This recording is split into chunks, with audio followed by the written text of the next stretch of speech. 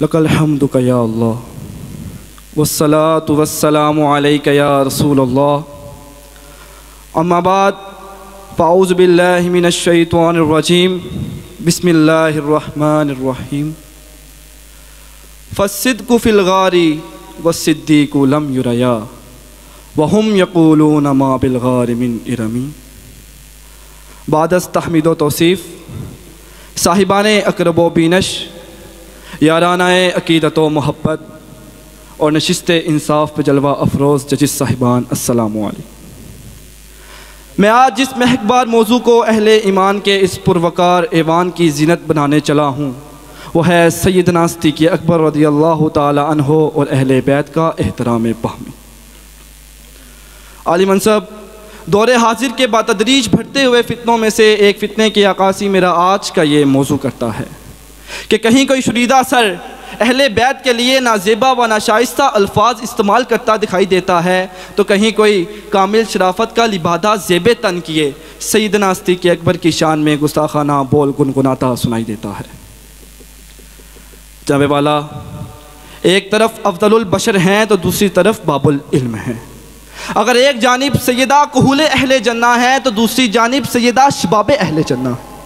اگر ایک سمت یار غار صدق کا پیروکار اور آقا کا وفادار ہے تو دوسری جانب فاتح خیبر حیدر کرار اور حق کا علم بردار ہے۔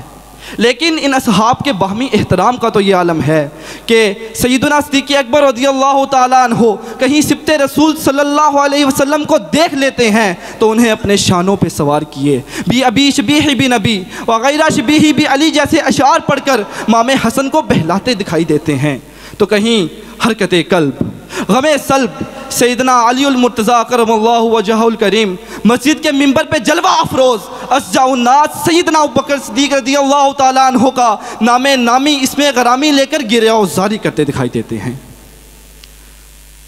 جناب من، احترام کرنا یوں تو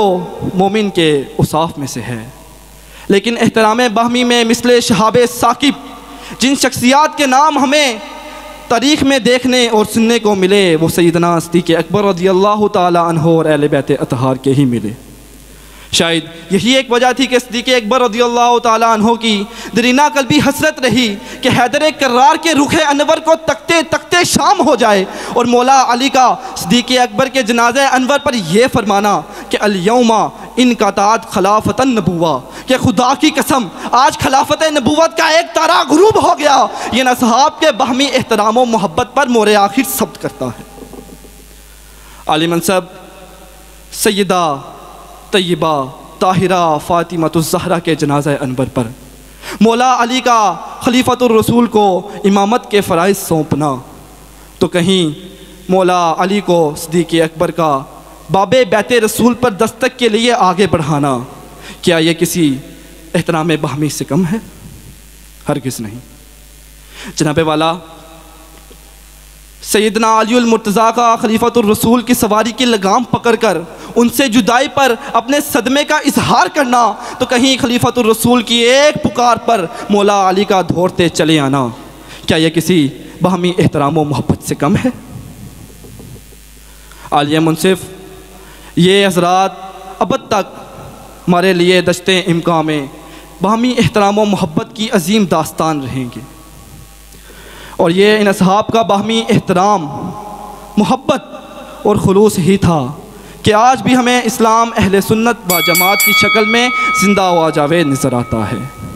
ان اصحاب کے باہمی احترام، محبت اور خلوص کی وجہ سے بہت سی اسلامی خدمات روح پذیر ہوئیں، جن کو دیکھ کر علامہ اقبال نے کچھ یوں لکھا کہ مولا تڑپنے پھڑکنے کی توفیق دے، مولا تڑپنے پھڑکنے کی توفیق دے، مولا تڑپنے پھڑکنے کی توفیق دے، دل مرتضیٰ سوزے صدیق دے۔